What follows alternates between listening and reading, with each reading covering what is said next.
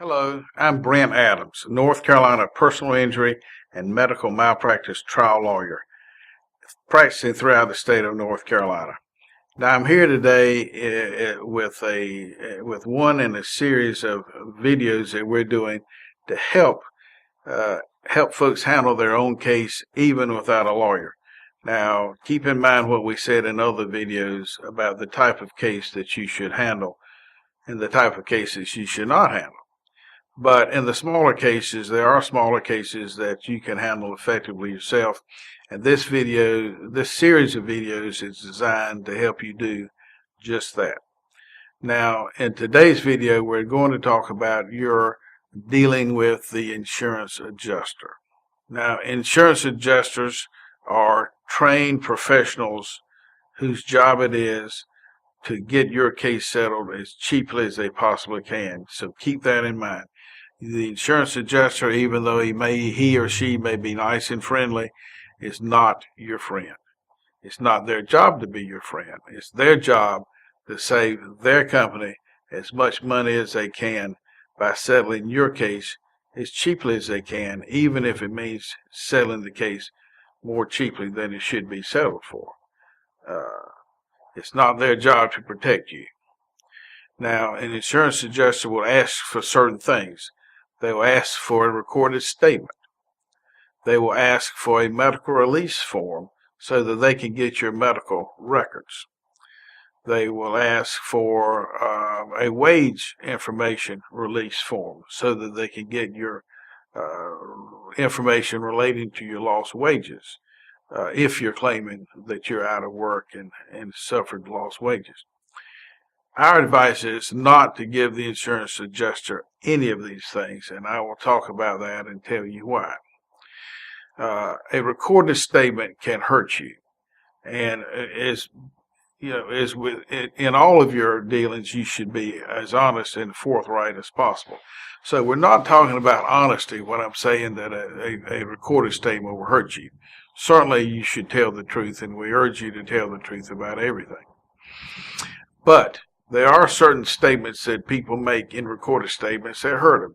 For instance, an insurance adjuster will ask questions if it's a contested case, that is, if liability is contested. An insurance adjuster will ask you questions relating to time, distances, and speed. And those, most people think we know and can answer how fast was the car going, how far did it go, and how much time passed between the time, for instance, that you saw the other car and the time the collision happened.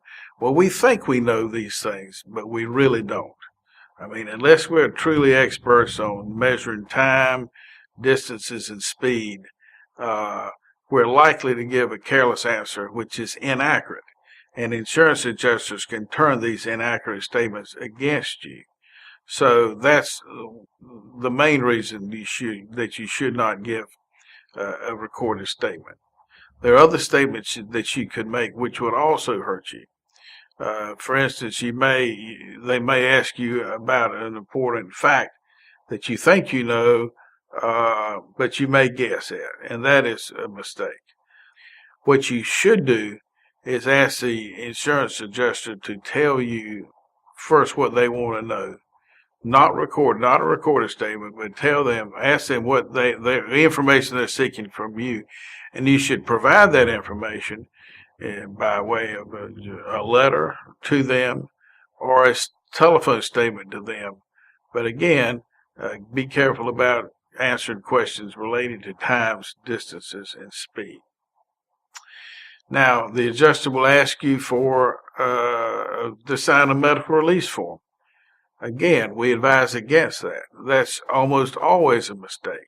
Not that you're trying to hide anything from the adjuster, but if you give the adjuster a authorization to get your medical records, they could asked for and get records that are totally unrelated to the collision. They could hurt you, and they should not hurt you. They could get information that would not be admissible at trial, but yet it would prejudice your case in terms of the way they value your case.